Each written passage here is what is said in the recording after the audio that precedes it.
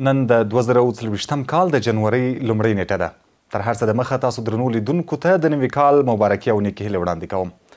د نړۍ د ګڼو هیوادونو خلک په بیلابیلو فعالیتونو او دودونو د نوي کال هرکلی او لمانځنه کوي.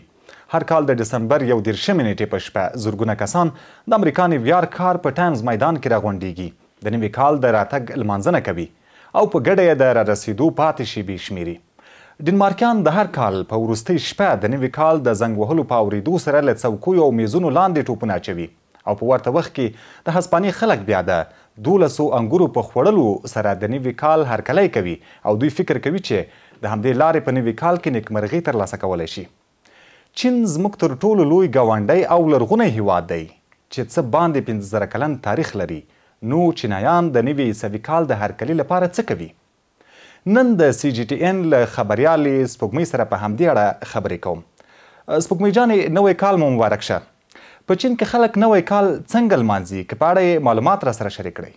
سلامونه او نیکې هیلې. نوی کال مو مبارک شه.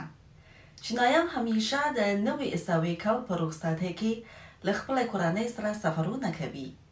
د رسمي اټکل له مخې د نوي 2024 کال په 3 ورځنۍ رخصتۍ کې به هره ورځ که په 1.55 میلیونه چینایان بهرنیو هیوادونو ته سفرونه وکړي او پر اساس پر دې د چین دولت رئیس شي جین پینګ د هر کال په وروستۍ ورځ د چین میډیا ګروپ له لارې د نوي کال د مبارکۍ پیغام خپروي او هیوادوالو او نړیوالو ته خپلې نیکې هیلې وړاندې کوي. دا د چینایانو لپاره د نوي کال د هرکلي ځانګړی دود ګرځېدلی دی.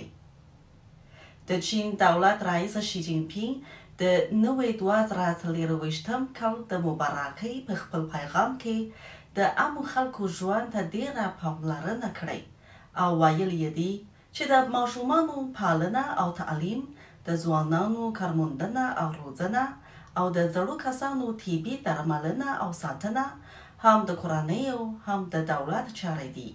موږ باید ګډې هڅې وکړو او دا چارې باید په ښه توګه ترسره کړو.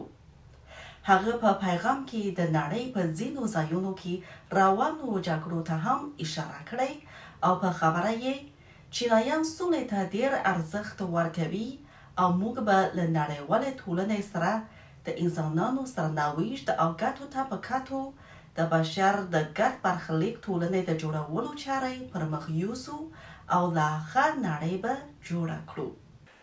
سپوږمۍ جانې، ستاسو له معلوماتو خبرو ډیره مننه او تاسو ټولو چینایانو ته د نوي کال مبارکي وایم.